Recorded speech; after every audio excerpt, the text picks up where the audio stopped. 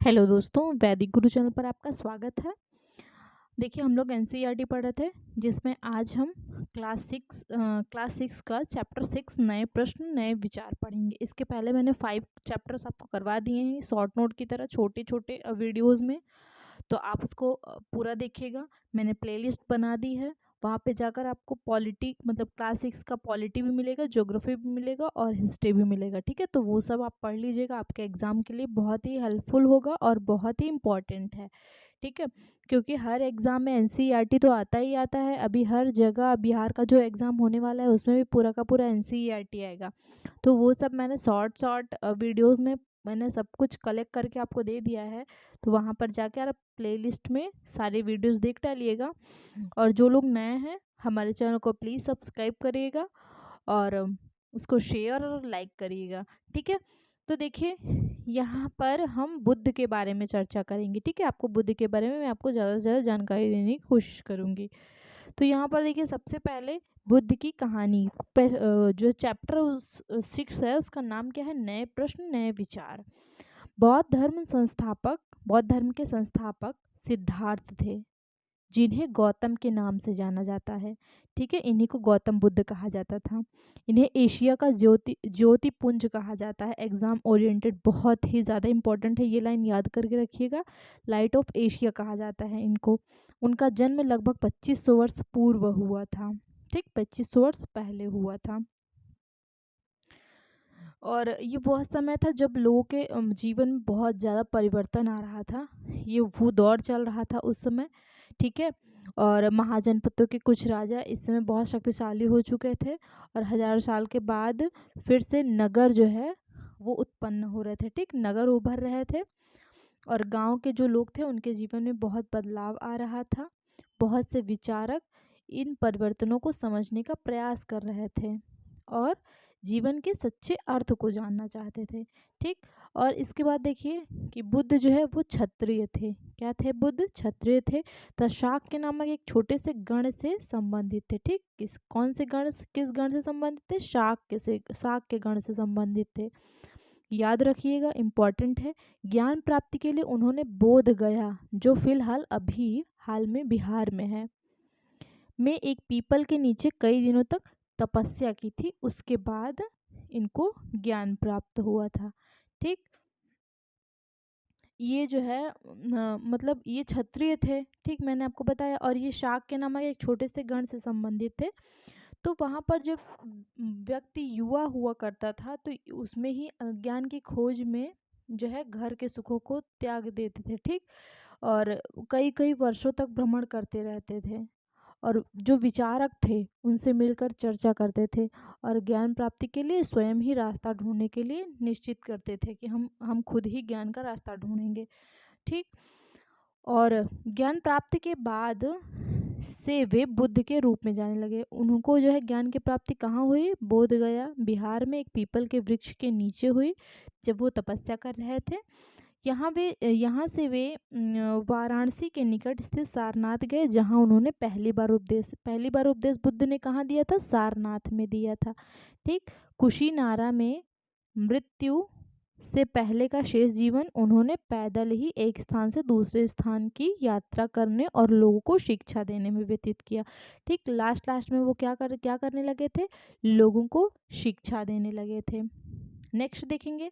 अब यहाँ पर गौतम बुद्ध के बारे में मैं आपको शॉर्ट में सारी चीज़ें बता दूंगी, मतलब ज़्यादा से ज़्यादा चीज़ें, कि उनका जन्म कब हुआ था, क्या हुआ था। ठीक है, उनके बारे में आइए हम पढ़ते हैं। ये इसमें तो नहीं है बुक में, लेकिन मैंने एक्स्ट्रा आपको जोड़ दिया है इसमें, तो आप इसको अच्छे से पढ़िएगा, बहुत इंपॉर्टेंट है। इनका जन्म जो हुआ था गौतम बुद्ध का 563 ईसा पूर्व हुआ था। कपिलवस्तु के लुम्बिनी नामक शहर में हुआ था। कहाँ हुआ था? कपिलवस्तु के लुम्बिनी में हुआ था। ठीक, इसके बाद देखिए इनके पिता का नाम क्या था? शुद्धोधन था। गौतम बुद्ध जो थे इनके पिता का नाम शुद्धोधन था। माता का नाम माया देवी था, जो इनके जन्म के 7 दिन के बाद ही इनकी मृत्यु हो गई थी, इनकी माता का। ठीक, तो इनका लालन पालन किसने किया? इनकी सौतेली माँ प्रजापति गौतमी ने। प्रजापति गौतमी कौन थी? इनकी सौतेली माँ थी। ठीक, एग्जाम ओरिएंटेड है, याद रखिएगा। और जो शुद्धोधन थे इनके पिता शुद्धोधन थे, वो शाक्य गण के मुखिया थे। किसके? शाक्य गण के मुखिया।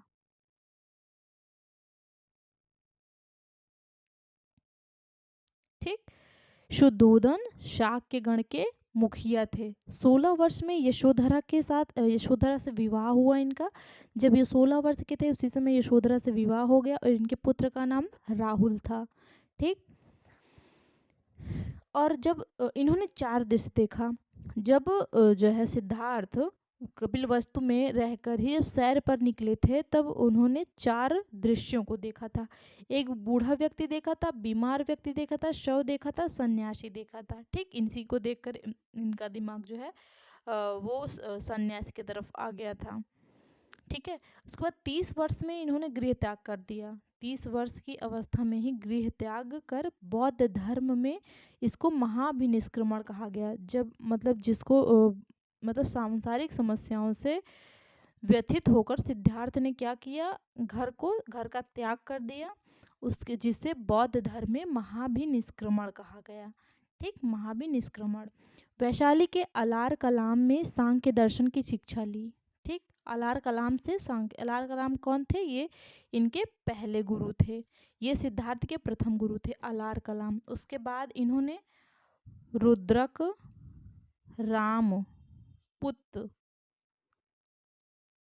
रामपुत्र से भी शिक्षा ली, जो इनके अलार कलाम के बाद के थे, गुरु थे इनके। ठीक, उसके बाद क्या हुआ, बिना अन्न जल के 6 वर्ष तक इन्होंने तपस्या की। 35 वर्ष की आयु में वैशाख पूर्णिमा की रात निरंजना नदी के किनारे पीपल वृक्ष के नीचे ज्ञान की प्राप्ति हुई इनको। ठीक है, पीपल वृक्ष के नीचे ज्ञान की प्राप्ति। ज्ञान के बाद सिद्धार्थ बुद्ध हो गए। ठीक, इनको जो है बुद्ध कहा जाने लगा। वह स्थान जहाँ ज्ञान की प्राप्ति हुई बोध गया कहलाया। क्या कहलाया? बोध गया कहलाया। प्रथम उपदेश अभी पढ़ाई आपने, प्रथम उपदेश सारनाथ में दिया, जिसे धर्मचक्र प्रवर्तन कहा जाता है। ठीक, क्या कहा जाता है? धर्मचक्र प्रवर्तन। उसके बाद देखिए सर्वाधिक उपदेश जो है इन्होंने कौशल देश में दिया। कहाँ दिया? कौशल देश में दिया। और भी जगह इन्होंने दिया था, जैसे वैशाली हो गया, कौशाम्बी हो गया, और अन्य राज्यों में भी दिया इन्होंने। ठीक, और कौशल देश में इन्होंने सर्वाधिक उपदेश दिया, जिसकी राजधानी क्या है? कौशल की राजधानी क्या थी? श्रावस्ती थी।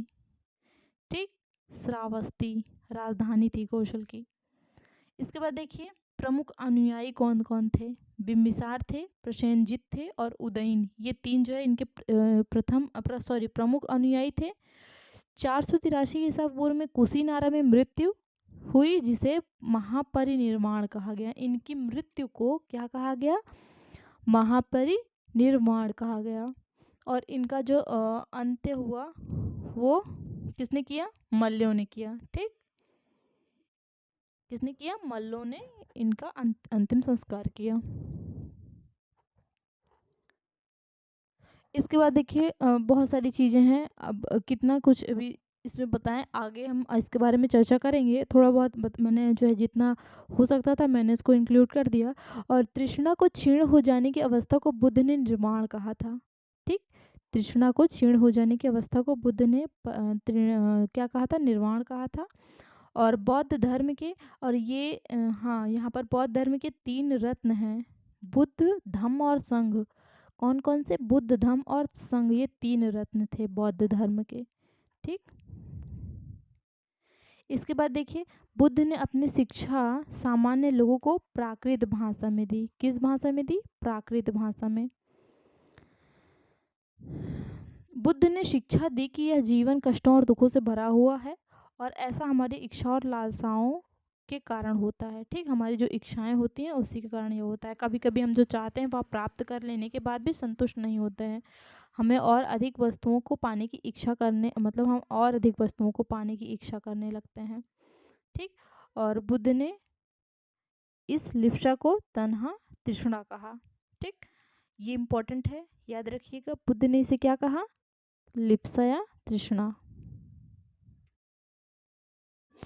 बुद्ध ने जो है शिक्षा दी कि आत्मसंयम अपनाकर हम जो है लालसा से मुक्ति पा सकते हैं। उन्होंने लोगों को दयालु होने तथा मनुष्य के साथ साथ जानवरों के जीवन का भी आदर करने की शिक्षा दी। वे मानते थे कि हमारे कर्मों का परिणाम, चाहे वे अच्छे हों या बुरे, हमारे वर्तमान जीवन के साथ साथ बाद के जीवन को भी प्रभावित करते हैं। और बुद्ध ने अपनी शिक्षा सामान्य लोगों को प्राकृत भाषा में दी। मोस्ट इम्पॉर्टेंट, याद रखिए, किस भाषा में दी? प्राकृत भाषा में दी। इससे सामान्य लोग भी उनके संदेश को समझ सके। वेदों की रचना के देखिए इसमें क्या हुआ कि जो है इसलिए क्योंकि जो वहाँ के लोग थे वो उसको समझते थे, इस भाषा को, इसलिए जो है उन्होंने इस भाषा में दी ताकि उसको सामान्य लोग भी समझ सके और उस संदेश को समझ सके। ठीक।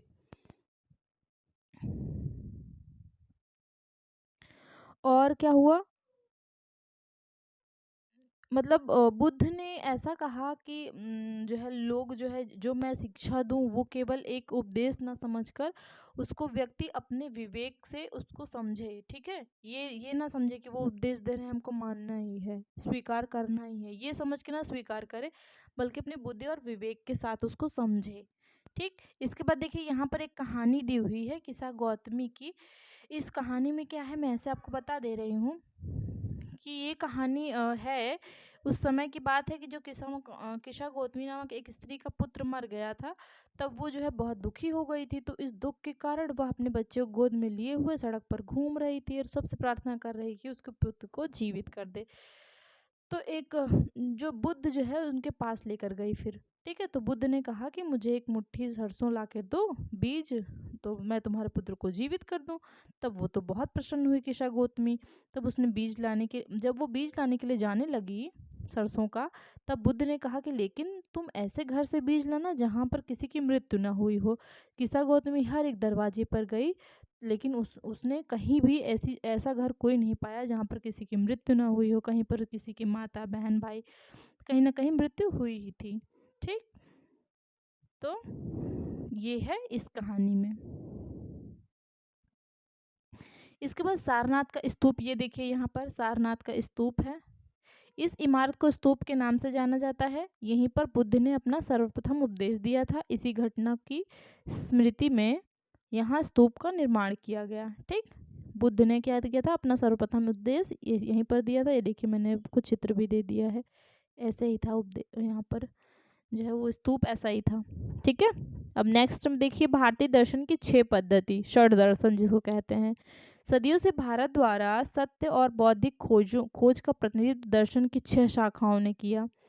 ये वैशेषिक न्याय, देखिए कौन कौन से थे? न्याय, सांख्य, योग, पूर्व मीमांसा, वेदांत या उत्तर मीमांसा। ठीक। वैशेषिक, न्याय, सांख्य, योग, पूर्व मीमांसा, वेदांत या उत्तर मीमांसा। ठीक, ये 6 जो थे के नाम से जाने जाते हैं, षड दर्शन है ये। एग्जाम में पूछेगा तो बता देना। ठीक है, लिख देना आंसर। उसके बाद देखिए दर्शन की इन 6 पद्धतियों की स्थापना क्रमशः ऋषि कणद, किसने की? कणद ने की, गौतम ने, कपिल, पतंजलि, जैमिनी और व्यास के द्वारा की गई, जो आज भी देश के बौद्धिक चर्चा को दिशा देते हैं। जर्मन मूल के ब्रिटिश भारतविद फ्रेडरिक मैक्स मूलर के अनुसार दर्शन की इन 6 शाखाओं का विकास कई पीढ़ियों के दौरान व्यक्तिगत विचारकों के योगदान से हुआ।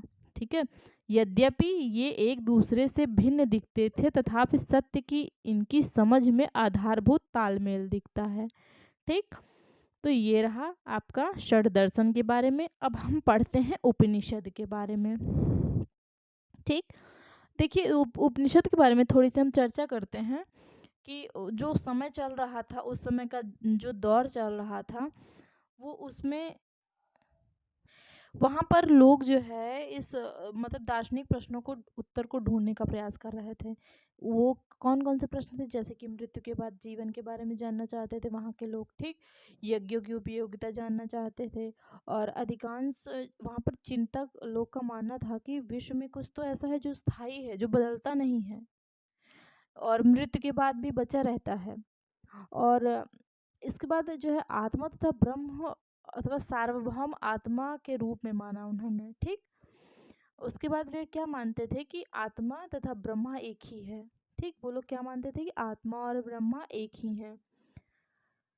इसी तरह कई विचारक जो थे, कई विचारों का संकलन उपनिषदों में हुआ। उपनिषद उत्तर वैदिक ग्रंथों का हिस्सा है। क्या है? उत्तर वैदिक ग्रंथों का हिस्सा है। उपनिषद का अर्थ है कि गुरु के समीप बैठना, ठीक, गुरु के पास बैठना। इन ग्रंथों में अध्यापकों तथा विद्यार्थियों के बीच बातचीत का संकलन किया गया है। प्रायः ये विचार सामान्य वार्तालाप के रूप में प्रस्तुत किए गए हैं। चर्चाओं में भाग लेने वाले अधिकांश पुरुष ब्राह्मण थे। कौन कौन से थे? ब्राह्मण तथा राजा होते थे। ठीक, कभी कभी गार्गी, अपाला, घोषा, मैत्री जैसे स्त्री विचारकों का भी उल्लेख यहाँ पर मिलता है, जो अपनी विद्वता के लिए जानी जाती हैं और वाद विवाद में भाग लिया करती थी। जो निर्धन व्यक्ति थे वो वाद विवाद में बहुत कम हिस्सा लेते थे। इस तरह एक प्रसिद्ध अपवाद सत्यकाम जाबाल का है। ठीक, जाबाल सत्यकाम जाबाल का है कि सत्यकाम जाबाल का नाम उसकी दासी माँ के नाम पर पड़ा। किसके नाम पर पड़ा? उसकी दासी माँ के नाम पर पड़ा। सत्यकाम के मन में सत्य जानने की तीव्र इच्छा, मतलब वो सत्य जानना चाहते थे। ठीक, तो गौतम नामक एक ब्राह्मण ने उन्हें अपने विद्यार्थी के रूप में रख लिया था और वह अपने समय के सर्वाधिक प्रसिद्ध विचारक माने जाते थे। उपनिषदों के कई विचारों का विकास बाद में प्रसिद्ध विचारक शंकराचार्य के द्वारा किया गया। विश्व दुखों से भरा है, यह सिद्धांत बुद्ध ने उपनिषद से लिया है। ठीक, याद रखिएगा, बुद्ध ने उपनिषद से क्या लिया है कि यह विश्व जो है वो दुखों से भरा हुआ है। ठीक है, इसके बाद हम नेक्स्ट देखते हैं बुद्धिमान भिखारी। एक और कहानी है यहाँ पर एक वार्तालाप छंदोग्य उपनिषद जो था नामक प्रसिद्ध उपनिषद की एक कहानी पर आधारित है ये। और यहाँ पर एक शौनक और प्रतारिण नामक दो ऋषि सार्वभौम आत्मा की उपासना करते थे। तो एक बार जब वो भोजन करने के लिए बैठे तो एक भिखारी आया और वो भोजन मांगने लगा। तो शौनक ने कहा कि हम तुम्हें भोजन नहीं देंगे। भिखारी ने पूछा, विद्वजन, आप किसकी उपासना करते हैं? तो वहाँ पर जो अभिप्रतारिण था उसने कहा कि सार्वभौम आत्मा की उपासना करते हैं हम। इसका मतलब, तब उसने कहा भिखारी ने कि इसका मतलब आप जानते हैं कि सार्वभौम आत्मा जो है संपूर्ण विश्व में विद्यमान है।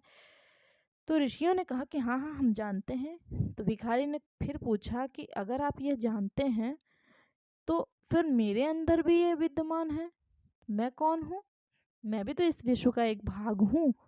तो फिर क्या हुआ कि तुम सत्य, तब उन्होंने कहा कि तुम सत्य बोलते हो ब्राह्मण युवा। तो इसलिए जो है ऋषियों ने उनको भोजन दे दिया। ठीक, ये है कहानी। इसके बाद देखिए व्याकरणिक पाणिनि के बारे में। इस युग में कुछ अन्य विद्वान भी खोज कर रहे थे। उन्हीं प्रसिद्ध विद्वानों में एक पाणिनि ने संस्कृत भाषा के व्याकरण की रचना की। उन्होंने स्वरों तथा व्यंजनों को एक विशेष क्रम में रखकर उनके आधार पर सूत्रों की रचना की। ये सूत्र बीजगणित के सूत्रों से काफी मिलते जुलते थे। इनका प्रयोग कर उन्होंने संस्कृत भाषा के प्रयोगों के नियम लघु सूत्रों लगभग 3000 से के रूप में लिखे। ठीक, इसके बाद जैन धर्म के बारे में देख लीजिए थोड़ा सा। इसी युग में अर्थात लगभग 2500 वर्ष पूर्व जैन धर्म के 24वें तथा अंतिम तीर्थंकर महावीर वर्धमान थे। ठीक, अपने विचारों का प्रसार किया। वर्धमान महावीर ने भी अपने विचारों का प्रसार किया। कौन थे? जो है इसके तीर्थंकर, अंतिम तीर्थंकर वर्धमान महावीर थे। यह वज्र संघ के लिच्छवी कुल के एक क्षत्रिय राजकुमार थे। इस संघ के विषय में तुमने अध्याय 5 में पढ़ा। ठीक है, तो हमने 5th क्लास में पढ़ लिया है। 30 वर्ष की आयु में इन्होंने घर छोड़ दिया और जंगल में रहने लगे। फिर क्या किया इन्होंने? अब देखिए एग्जाम में पूछेगा कितने वर्ष में इन्होंने घर छोड़ दिया, तो 30 वर्ष में। ठीक, 12 वर्ष तक इन्होंने कठिन व एकाकी जीवन व्यतीत किया। कितने वर्षों तक? 12 वर्ष तक। इसके बाद उन्हें ज्ञान प्राप्त हुआ। उनकी शिक्षा सरल थी, ठीक है, बहुत ही इजी वे में थी। महावीर का कहना था कि सभी जीव जीना चाहते हैं, सभी के लिए जीवन प्रिय है। ठीक है, क्या थी? मतलब सत्य जानने की इच्छा रखने वाले जो प्रत्येक स्त्री पुरुष जो थे वो अपना घर छोड़ देना मतलब उनको अपना घर छोड़ देना चाहिए, ऐसा ये कहते थे अपनी शिक्षा में। इन्होंने अहिंसा के नियमों का कड़ाई से पालन करना, मतलब उन्होंने कहा, ये ऐसा कहते थे। पहली बात तो ऐसा था कि इन्होंने कहा कि स्त्री और पुरुष को अपना घर छोड़ देना चाहिए इच्छावश, और अहिंसा के नियमों का उन्होंने कहा कि कड़ाई से पालन करना चाहिए, किसी भी जीव को कष्ट नहीं देना चाहिए, किसी की हत्या नहीं करनी चाहिए, ठीक। और ये इन्होंने भी, महावीर ने अपनी शिक्षा प्राकृत में ही दी, ठीक, प्राकृत भाषा में ही दी। इसीलिए जो है वहाँ पर साधारण जन जो थे उनके अनुयायियों की शिक्षा को समझ सके, ठीक, उनके अनुयायी जो थे वो जो है शिक्षा को समझ सके। फिर क्या किया इन्होंने, देश के अलग अलग हिस्सों में प्राकृत के अलग अलग रूप से मतलब वहाँ पर क्या चल रहा था कि देश के अलग अलग हिस्सों में प्राकृत के अलग अलग रूप प्रचलित थे, ठीक। जैसे मगध में बोली जाने वाली प्राकृत मागधी कहलाती थी, ठीक। इसी तरह इसके बाद देखिए, जैसे कि उन्होंने बताया कि जैन शब्द जिन शब्द से निकला जिसका अर्थ है विजेता, ठीक। जैन धर्म के बारे में ये भी एक बहुत इंपॉर्टेंट लाइन याद रख लीजिएगा, जैन शब्द जिन शब्द से निकला है जिसका अर्थ है विजेता, ठीक। इसके बाद देखिए, जैन नाम से जाने गए महावीर के अनुयायियों को भोजन के लिए भिक्षा मांगकर सादा जीवन बिताना होता, जिन्हें ब्रह्मचर्य का पालन करना होता था, ठीक। वो लोग कैसे करते थे, पूरी ईमानदारी से रहना पड़ता था उनको, चोरी नहीं करना है, सख्त हिदायत दे दी जाती थी। पुरुषों को वस्त्रों सहित तथा कुछ त्याग देना पड़ता था। कई अपने घरों का पर ही रहे और भिक्षु भिक्षुणी बन गए, ठीक। कई अपने घरों पर ही रहे और भिक्षु भिक्षुणी बने लोगों को भोजन प्रदान कर उनकी सहायता करते थे। जो लोग भिक्षु बन गए थे उनको उनको क्या करते थे, भोजन देते थे और उनकी सहायता करते थे। और क्या करते थे, मुख्यतः व्यापारियों ने जैन धर्म का समर्थन किया। किसानों के लिए इन नियमों का पालन करना अत्यंत कठिन था, क्योंकि फसल की रक्षा के लिए उन्हें कीड़े मकोड़ों को मारना पड़ता था। बाद की सदियों में जैन धर्म उत्तर भारत के कई हिस्सों के साथ साथ गुजरात, तमिलनाडु, कर्नाटक में भी फैल गया। महावीर तथा उनके अनुयायियों की शिक्षा कई शताब्दियों तक मौखिक रूप से ही रही। वर्तमान रूप में उपलब्ध जैन धर्म की शिक्षाएं लगभग 1500 वर्ष पूर्व गुजरात में वल्लभी नामक स्थान पर लिखी गई, ठीक, इस स्थान पर लिखी गई। इसके बारे में और जान लीजिएगा, जो जैन धर्म था इसके संस्थापक एवं प्रथम तीर्थंकर जो थे वो कौन थे, ऋषभ देव थे, ऋषभ देव, ठीक।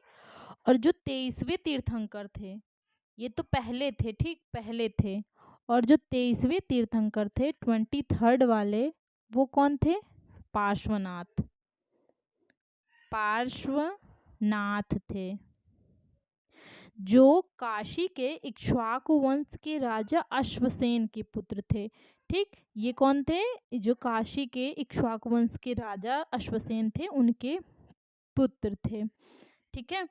इन्होंने क्या की थी, 30 वर्ष की अवस्था में सन्यासी जीवन को स्वीकारा था। इसके द्वारा जो है दी गई शिक्षा क्या थी कि हिंसा नहीं करना है, हमेशा सत्य बोलना है, चोरी नहीं करना है, संपत्ति नहीं रखना है, ठीक। और जो महावीर स्वामी थे, महावीर स्वामी ये कौन थे, 24वें तीर्थंकर थे।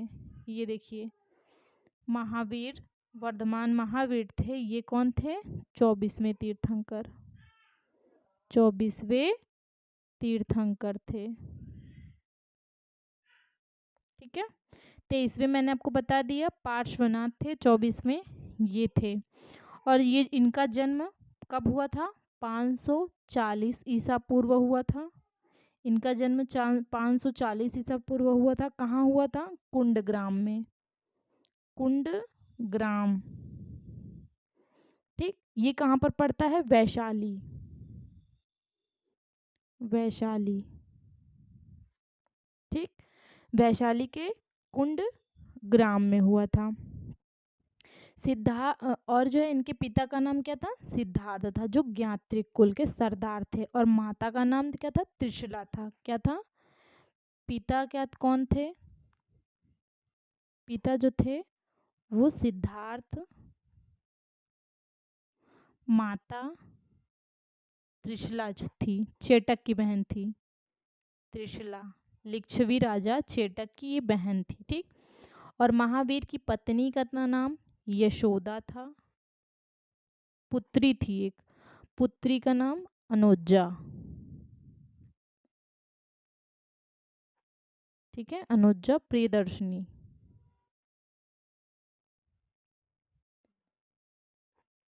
ठीक, तो थोड़ा थोड़ा चीजें मैंने आपको बता दी है। महावीर ने अपने उद्देश्य प्राकृत में दिया, ये तो अभी पढ़ा ही है अपने, अर्धमागधी भाषा में दिया। इनके अनुयायियों को मूलतः निग्रंथ कहा जाता था। क्या कहा जाता था? जो अनुयायी थे इनके, उनको जो है निग्रंथ, निग्रंथ कहा जाता था। ठीक, ये इनके अनुयायी थे, उनको क्या कहा जाता था? निग्रंथ कहा जाता था। प्रथम अनुयायी उनके दामाद जामिल थे, जामिल बने, ठीक। और प्रथम जैन भिक्षुणी जो थी वो नरेश दधिवाहन की पुत्री चंपा थी, ठीक है। महावीर ने अपने शिष्यों को 11 गणधरों में विभाजित किया था। कितने? 11 गणधरों में। तो ये थोड़ी थोड़ी चीजें आपको मैंने बता दी हैं। अभी संघ के बारे में पढ़िए। जो है महावीर तथा बुद्ध दोनों मानते थे संघ को, ठीक। संघ जो है महावीर तथा बुद्ध दोनों का ही मानना था कि घर का त्याग करने पर ही सच्चे ज्ञान की प्राप्ति हो सकती है, ठीक। ये मानते थे कि घर का त्याग कर देंगे तो हमें सच्चे ज्ञान की प्राप्ति हो जाएगी। ऐसे लोगों के लिए उन्होंने संघ नामक संगठन बनाया, जहाँ घर का त्याग करने वाले लोग एक साथ रह सकें। इनके लिए बनाए गए नियम विनय पिटक नामक ग्रंथ में मिलते हैं। कौन से? विनय पिटक में मिलते हैं। विनय पिटक में हमें पता चलता है कि संघ में पुरुषों और स्त्रियों के रहने की अलग अलग व्यवस्था थी, ठीक। यहाँ पर जो है स्त्रियों और पुरुषों के अलग अलग रहने की व्यवस्था थी। सभी व्यक्ति संघ में प्रवेश ले सकते थे, ठीक। कोई भी व्यक्ति संघ में प्रवेश ले सकता था। आगे प्रवेश के लिए बच्चों को अपने माता पिता से, दासों को अपने स्वामी से, राजा के यहाँ काम करने वाले लोगों को राजा से तथा कर्जदारों को अपने देनदारों से, एक स्त्री को पति से अनुमति लेनी होती थी। अगर उनको ये अपनाना है तो उनको इनसे अनुमति लेनी पड़ेगी। जीवन कैसा था? एकदम सिंपल सादा जीवन बिताते थे। अधिकांश समय जो है ध्यान में लगाते थे। और दिन के एक निश्चित समय में वे शहरों तथा गांवों में जाकर भिक्षा मांगते थे। यही कारण है कि उन्हें भिक्षु तथा भिक्षुणी, साधु भिक्षुणी के लिए प्राकृत शब्द कहा गया है। क्या कहा गया? कि यही कारण है कि उन्हें भिक्षु तथा भिक्षुणी कहा गया। वे आम लोगों को शिक्षा देते थे और साथ ही एक दूसरे की सहायता भी करते थे। लड़ाई का निपटारा करने के लिए बैठक करते थे। संघ में प्रवेश करने के लिए ब्राह्मण, क्षत्रिय, व्यापारी, मजदूर, नाई, गणिकाएं तथा दास शामिल थे। इनमें से कई लोगों ने बुद्ध की शिक्षाओं के विषय में लिखा तथा कुछ लोगों ने संघ में अपने जीवन के विषय में सुंदर कविताओं की रचना की, ठीक। अब यहाँ पर आगे हम देखते हैं कुछ विहार के बारे में। ये जैन तथा बौद्ध भिक्षु पूरे साल एक स्थान से दूसरे स्थान घूमते हुए उपदेश दिया करते थे। वर्षा ऋतु में वे एक स्थान पर ही निवास करते थे, ठीक। वर्षा ऋतु में क्या होती थी कि उनको यात्रा करना कठिन हो जाता था, इसलिए वो एक ही स्थान पर निवास करते थे। अनुयायियों द्वारा उद्यानों में बनवाए गए अस्थायी निवासों में अथवा पहाड़ी क्षेत्रों की प्राकृतिक गुफाओं में रहते थे। कई शरण स्थल बनाए गए थे जिन्हें विहार कहा गया, ठीक। जो शरण स्थल बनाए गए थे जहाँ पर लोग आकर रुकते थे, उसको क्या कहा गया? विहार कहा गया। आरंभिक विहार लकड़ी के बनाए गए तथा बाद में उनके निर्माण जो है ईंटों से करा दिए गए, ठीक। ईंटों का जो है क्या होने लगा? ईंटों का प्रयोग होने लगा। इसके बाद देखिए, पश्चिमी भारत में विशेषकर कुछ विहार पहाड़ियों को खोद कर बनाए गए थे। क्या किए गए थे? पहाड़ियों को खोद कर बनाए गए थे। प्रायः किसी धनी व्यापारी, राजा अथवा भूस्वामी द्वारा दान में दी गई भूमि पर विहार का निर्माण होता था। स्थानीय व्यक्ति भिक्षु भिक्षुणियों के लिए भोजन, वस्त्र तथा दवाइयाँ लेकर आते थे, जिसके बदले वे भिक्षु भिक्षुणी को लोगों को शिक्षा देते थे। बौद्ध धर्म की एक नई धारा महायान का विकास हुआ। कौन सी धारा? महायान का विकास हुआ। इनकी दो मुख्य विशेषताएं थी। पहले, मूर्तियों में बुद्ध की स्थापना, ये मूर्ति है, ठीक है। मूर्तियों में बुद्ध को की उपस्थिति करना, ठीक, मतलब कुछ संकेतों के माध्यम से दर्शाई जाती थी। मिसाल के तौर पर निर्वाण प्राप्ति को पीपल के पेड़ की मूर्ति द्वारा दर्शाया जाता था कि यही है निर्वाण प्राप्ति, ठीक। पीपल का पेड़ को की मूर्ति बना दी गई, यही निर्वाण प्राप्ति। उसके बाद क्या हो, लेकिन धीरे धीरे जो है समय बीतता गया और बुद्ध की प्रतिमाएं बनाई जाने लगी, जो है अधिकांश जो है वो मथुरा में, तक्षशिला में यहाँ पर बनाई गई हैं, ठीक है। दूसरा परिवर्तन बोधिसत्व में आस्था, आस्था को लेकर आया। धीरे धीरे बोधिसत्व की पूजा काफी लोकप्रिय हो गई। इसमें क्या होता था, ज्ञान की प्राप्ति के बाद एकांतवास करना होता था। एकांतवास करते हुए लोग ध्यान करते थे। मध्य एशिया, चीन तथा बाद में कोरिया तथा जापान तक जो है ये फैला हुआ था, ठीक, फैल गई। बौद्ध धर्म का प्रचार पश्चिमी तथा दक्षिणी भारत में हुआ, जहां बौद्ध भिक्षुओं के रहने के लिए पहाड़ों में दर्जनों गुफाएं खोदी गई। बौद्ध धर्म दक्षिणी पूर्व की ओर श्रीलंका, म्यांमार, थाईलैंड तथा इंडोनेशिया सहित दक्षिण पूर्व एशिया के अन्य भागों में भी फैला। थेरवाद नामक बौद्ध धर्म का आरंभिक रूप इन क्षेत्रों में कहीं अधिक प्रचलित था। इसके बाद बौद्ध धर्म एक बौद्ध ग्रंथ के से ज्ञात होता है। जिस तरह महासागरों में मिलने पर नदियों को की अलग अलग पहचान समाप्त हो जाती है, ठीक उसी तरह बुद्ध के अनुयायी अब भिक्षुओं की श्रेणी, ये अनुयायी है, ठीक है, में प्रवेश करते हैं तो वे अपना वर्ण, श्रेणी और परिवार सब त्याग देते हैं, ठीक। यहाँ पर देखिए पहाड़ी को काट कर बनाई गई गुफा है। यह कार्ले वर्तमान महाराष्ट्र में स्थित एक गुफा है। भिक्षु भिक्षुणी इन शरण स्थलों में रहकर ध्यान किया करते थे। इसके बाद देखिए तीर्थयात्री वे स्त्री पुरुष होते हैं जो प्रार्थना के लिए पवित्र स्थानों की यात्रा किया करते हैं। इसी तरह भारत की यात्रा पर आया चीनी बौद्ध तीर्थयात्री फासियन काफी प्रसिद्ध है। वह करीब 1600 साल पहले आया। श्वेन सांग 1400 साल पहले भारत आया और उसके करीब 50 साल बाद इत्सिंग आया। कौन आया? इत्सिंग आया। वे सब बुद्ध के जीवन से जुड़ी जगहों और प्रसिद्ध मठों को देखने के लिए भारत आए थे, ठीक। इनमें से प्रत्येक तीर्थयात्री ने अपनी यात्रा का वर्णन लिखा। इन्होंने अपनी यात्रा के दौरान कई आई मुश्किलों के बारे में भी लिखा। इन यात्राओं में कई वर्ष लग जाया करते थे। जिन देशों और मठों को उन्होंने देखा उनके बारे में उन्होंने लिखा और उन किताबों के बारे में भी उन्होंने लिखा जिन्हें वे अपने साथ ले गए थे। इसके बाद नालंदा विश्वविद्यालय के बारे में देखिए। शिक्षा का एक विशिष्ट केंद्र। श्वेन सांग तथा अन्य तीर्थयात्रियों ने उस समय के सबसे प्रसिद्ध बौद्ध विद्या केंद्र नालंदा के अध्ययन किया।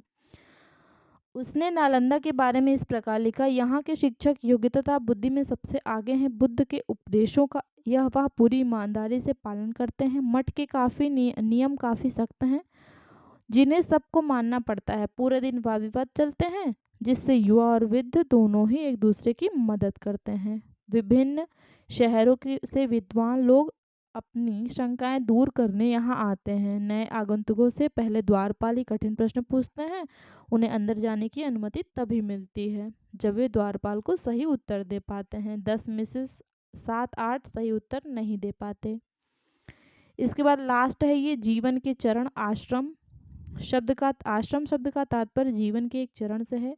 कौन कौन सा होता है इसमें? ब्रह्मचर्य होता है, गृहस्थ होता है, वानप्रस्थ होता है और संन्यास आश्रम होता है, ठीक। ये 4 आश्रम हैं। ब्रह्मचर्य के अंतर्गत कौन कौन आता है?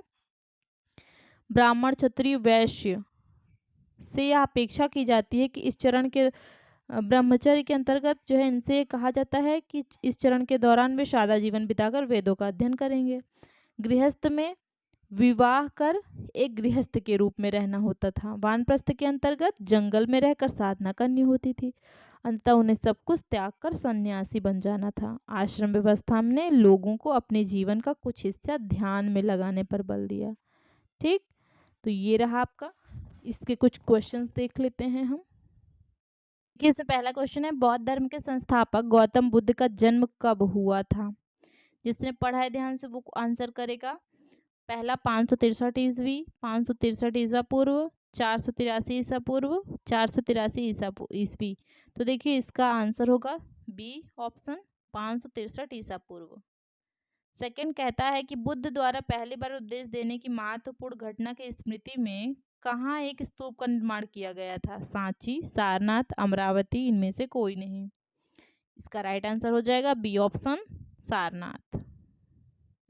थर्ड कहता है भगवान बुद्ध के पिता कहाँ के प्रधान थे? कपिलवस्तु के शाक्य गण के, लुम्बिनी के प्रधान थे, बोधगया के प्रधान, कुशीनगर के प्रधान। तो ये आपका ए ऑप्शन राइट, कपिलवस्तु के शाक्य गण के प्रधान। फोर क्वेश्चन, भगवान बुद्ध ने अपना पहला उपदेश कहाँ दिया था? Vaishali, Sarnath, Rajgriha, Pawapuri. Right answer B option Sarnath.